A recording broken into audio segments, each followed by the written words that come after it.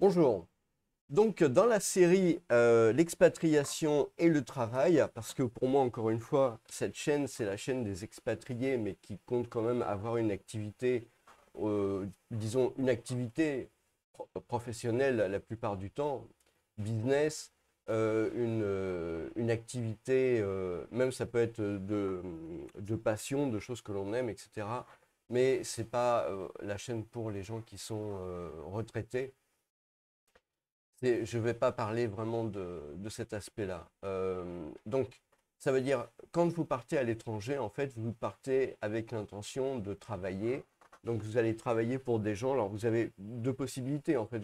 Soit vous êtes digital nomade, mais à ce moment-là, vous pouvez quand même vous ouvrir sur du travail avec les étrangers, que ce soit dans votre pays localement ou dans des pays proches.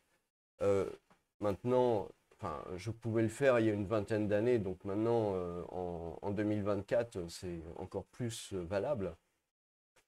Et les choses étant assez interconnectées, évidemment, par Internet, c'est évidemment enfin, une solution très évidente.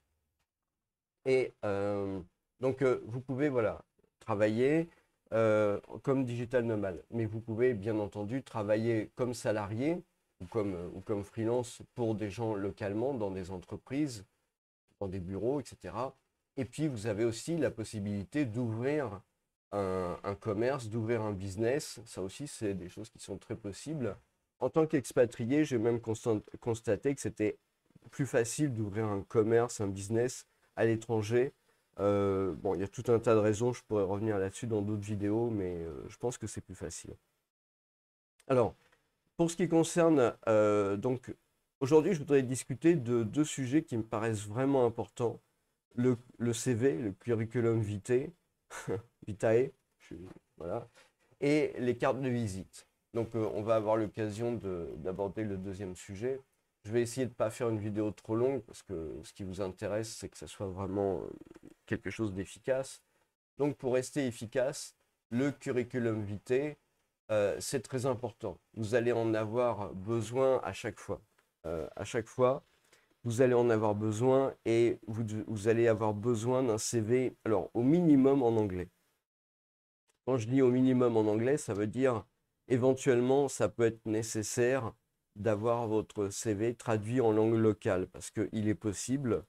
Votre CV va vous servir dans des situations de rapport avec les organismes publics parce que des fois, vous allez être obligé de donner votre CV. Enfin, quand je dis public ou des institutions, ça va être des banques, ça va être des choses comme ça va être même éventuellement les universités ou des choses comme ça. Donc vous avez besoin d'un CV en langue locale, et puis de manière globale, vous allez avoir besoin d'un CV en anglais. Ce n'est pas du tout quelque chose que vous devez traiter par-dessus la jambe. Si je fais une vidéo là-dessus, c'est vraiment que c'est important, et il faut que ça soit extrêmement soigné. Je veux dire, j'ai beau avoir beaucoup d'expérience en anglais, euh, comprendre, mais alors sans problème, toutes les variations d'accent américain euh, et d'anglais à travers le monde, ça, c'est vraiment pas un problème. Je maîtrise, je pense, assez bien l'anglais, mais je peux vous dire que faire un CV où ça transparaît pas immédiatement que vous êtes un Français, c'est difficile. Moi, j'ai adopté une solution, c'est que pour mon CV, je me fatigue pas, je fais faire au moins la base par un être humain, c'est-à-dire par un traducteur ou une traductrice, euh, généralement qui comprennent, enfin, à qui j'arrive à expliquer mon domaine. Je passe surtout pas par une intelligence artificielle. Je ne vais pas rentrer dans le détail du pourquoi, du comment, hein, mais ça, c'est une grosse erreur. Je passe pas par des trucs de traduction automatique. Je paye et je le fais faire par quelqu'un qui a suffisamment d'expérience dans ce domaine et qui comprend mon domaine de travail, mon domaine de business. C'est ultra important parce que après ce CV, éventuellement, vous allez pouvoir le modifier vous-même. Vous n'avez peut-être pas besoin de le retoucher. Si vous avez besoin de le retoucher chaque année, vous pouvez faire cette retouche vous-même. Mais la base, le gros du curriculum, ça doit absolument être fait par un traducteur que ça soit en anglais, à moins que vous soyez vous-même évidemment natif bilingue, hein, ça c'est clair, ou ça doit être fait donc pour votre CV en anglais et ça doit être fait pour votre CV en langue locale, traduit par une personne. C'est important.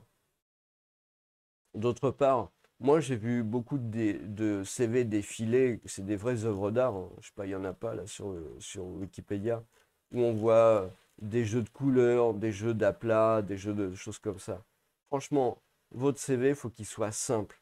Un peu comme ça, noir et blanc, lisible, clair. Euh, il doit servir dans différents pays, dans différentes cultures. Donc restez clair, restez simple. Faites pas des jeux de, de mise en page, des jeux de couleurs, des jeux de caractères, des choses comme ça. Restez simple, sobre, de manière à ce que vous soyez lisible. C'est ça qui est important, hein. Parce que votre CV en anglais, il va vous servir à travers tout un tas de pays, mine de rien. Parce que bon, vous vous expatriez dans un pays, ok, c'est clair, mais peut-être vous allez aller dans d'autres pays, donc vous allez avoir besoin de ça. Euh, donc le CV, il va être vraiment, ça va être vraiment quelque chose de très important. Donc l'idée, hein, c'est de, vous le faites sous un traitement de texte, par exemple LibreOffice sous Linux, et puis vous le transformez en PDF. Et donc à partir de là, bah, il faut que vous en ayez avec vous des jeux en papier, enfin, je veux dire imprimés. Donc voilà, il ne faut pas que ça se fasse 50 pages, 3 pages, 2-3 pages, c'est pas mal. Euh, vous les gardez dans des pochettes en plastique de manière à ce que ça soit pas que l'humidité rentre pas dedans, etc. Vous voyez, enfin, il faut faire attention à toutes ces choses-là, de manière à en avoir tout le temps sur vous. Agrafez-les aussi. Enfin, je sais pas, ça peut paraître un peu bête comme conseil, mais je pense que c'est vraiment, voilà, vraiment indispensable. Ça fait vraiment partie, hein, à partir du moment où vous travaillez, partez en expatriation et que vous avez quelque part une intention d'avoir des relations avec les gens sur place, le CV, il va vraiment être important. Des fois, il va vous servir pour des choses insoupçonnées, hein. Je veux dire, vous allez demander un crédit ou des choses comme ça. Voilà. Vous allez en avoir besoin, donc vous ne pouvez pas faire l'impasse là-dessus. Ah oui, aussi, autre chose. Surtout, ne mentez pas sur votre CV. Ça, c'est vraiment, je veux dire, quand je veux dire ne mentez pas, n'arrangez pas. Voilà.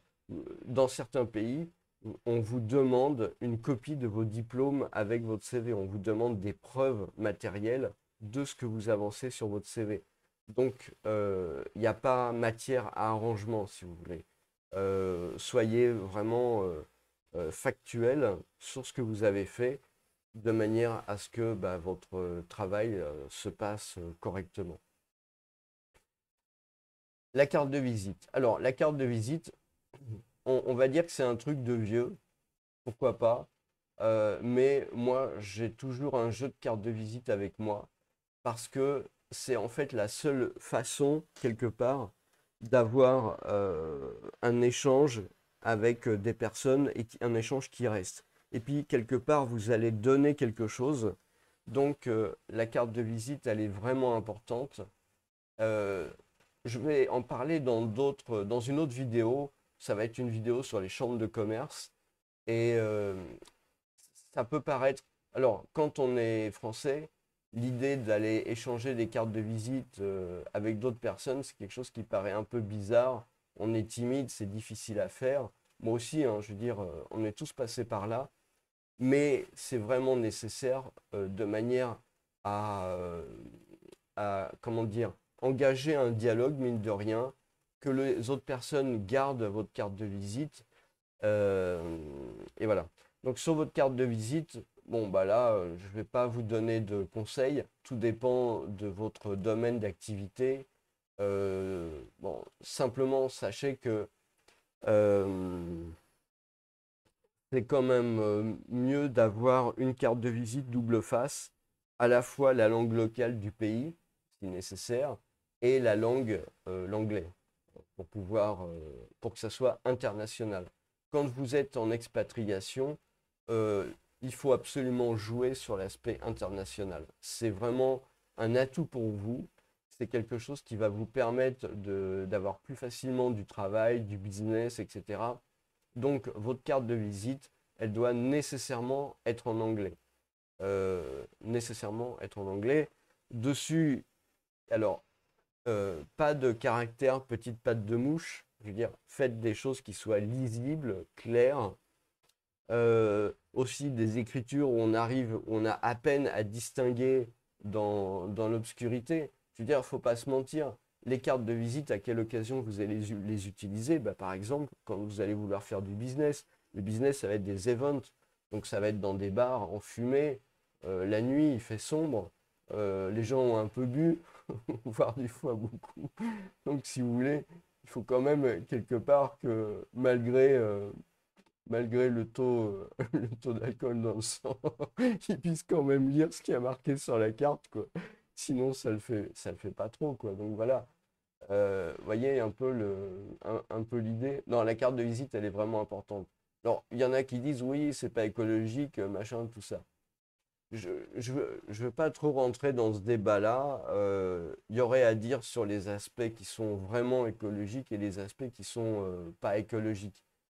Vous pouvez effectivement avoir une carte de visite virtuelle sur votre téléphone, etc. Mais c'est pas pareil. C'est vraiment pas pareil. Il n'y a pas du tout la même relation que vous pouvez avoir avec les autres, justement en ayant la chance de pouvoir leur donner quelque chose d'un peu original. Parce que c'est aussi ça l'idée. Je veux dire, la carte de visite permet d'être original. Puis quelque part, quand vous donnez une carte de visite, c'est plus intrusif. Je- Ça permet à l'autre personne, si vous voulez, de se rappeler beaucoup plus facilement. Et de toute façon, c'est une pratique qui est courante à l'étranger et qui est aussi indispensable. Donc, si vous voulez, c'est vraiment nécessaire d'avoir ces deux outils-là. Il n'y a pas que ces deux outils-là. Vous pouvez, par exemple, aussi, et moi je l'ai fait, hein, avoir des flyers du style une page A4 euh, repliée, voilà, avec deux plis, etc. Voilà, un flyer comme ça pour présenter votre activité. Il ne faut pas être timide. Je veux dire, même si vous n'avez pas monté une boîte ou vous êtes tout juste freelance qui arrive, il ne faut pas hésiter à faire votre pub de cette manière-là. Et encore une fois, c'est pas parce qu'on est en 2024, j'en ai bien conscience. Je sais qu'il y a les réseaux sociaux, je sais qu'il y a LinkedIn, je sais qu'il y a TikTok, Twitter, chaîne YouTube, tout ce que vous voulez, mais il n'en reste pas moins que ces outils papier sont quand même des outils qui sont importants dans le business, que vous le vouliez ou non. Puis évidemment, bon, faut que ça soit traduit dans les langues qui vont bien. Et ça vaut le coup vraiment de passer par des professionnels. Voilà. Bah écoutez, voilà, je ne vais pas faire plus long et bah, je vous souhaite une bonne journée.